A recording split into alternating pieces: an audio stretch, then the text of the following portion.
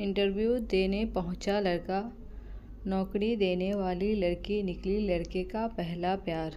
मनोज एक civil engineer है।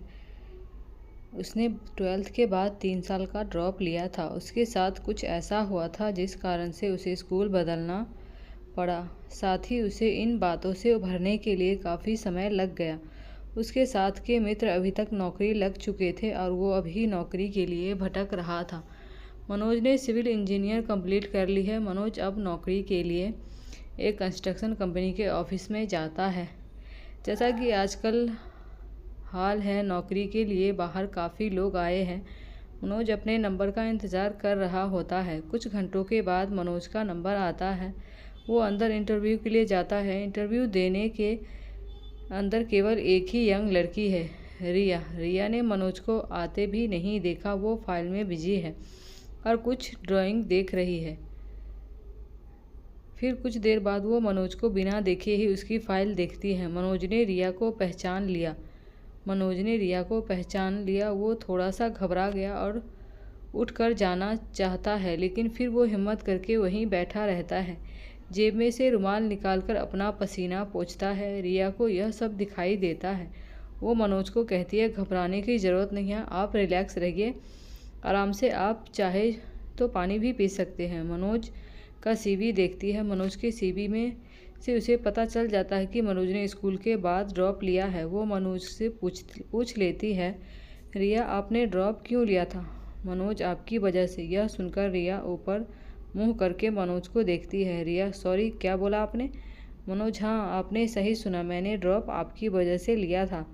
रिया को मनोज की बात सुनकर थोड़ा गुस्सा आता है। रिया मनोज को पहचान भी नहीं रही। रिया, या तो आपको कुछ गलतफहमी हो रही है या आप मजाक कर रहे हैं। मनोज मुस्कुराते, नहीं, मुझे कोई गलतफहमी नहीं है, मैं अपनी लाइफ में पीछे आपके कारण ही रहा हूँ। रिया का सब्र अब टूट जाता है।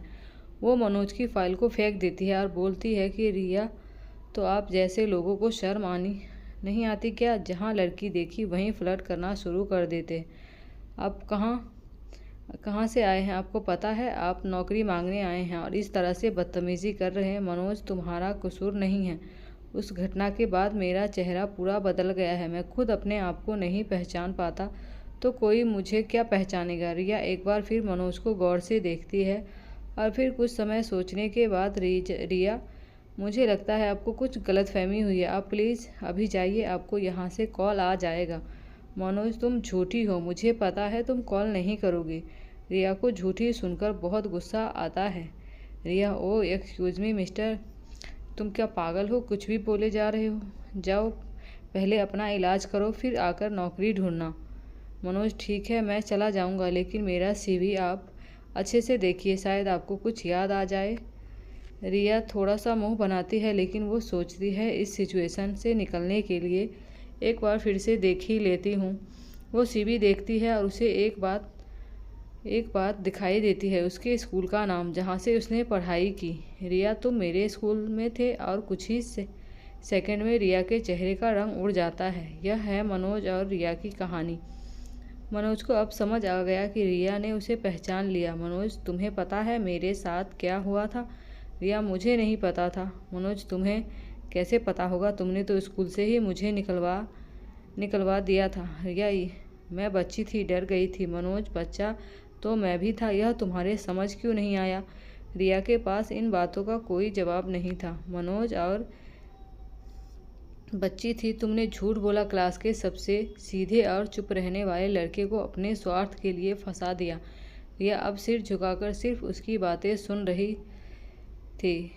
हाँ मनोज, मुझे उस साल एग्ज़ाम नहीं देने दिया गया क्योंकि तुमने मुझे फंसा दिया। रिया सॉरी, मुझे नहीं पता था कि बात इतनी बढ़ जाएगी। मुझे लगा कि वो सिर्फ वार्निंग देकर तुम्हें वापस क्लास में भेज देंगे, लेकिन तुम भी उनसे बहस कर रहे थे। सॉरी बोल देते तो वो छोड़ देते। मनोज गलती तुम्हारी थी और सॉरी मैं क्यों बोलता?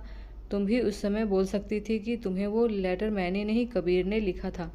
रिया मुझे उस समय कुछ समझ नहीं आया। मनोज कबीर का नाम तुमने नहीं लिया क्योंकि तुम नहीं चाहती थी कि उसे कुछ हो। वो तुम उसे पसंद करती थी, लेकिन सारी क्लास में तुमने मेरा नाम क्यों लिया? रिया, मेरे मुंह पर उस समय और कुछ नाम नहीं आया। वो लेटर पढ़ते मुझे प्रिंसिपल ने देख लिया था।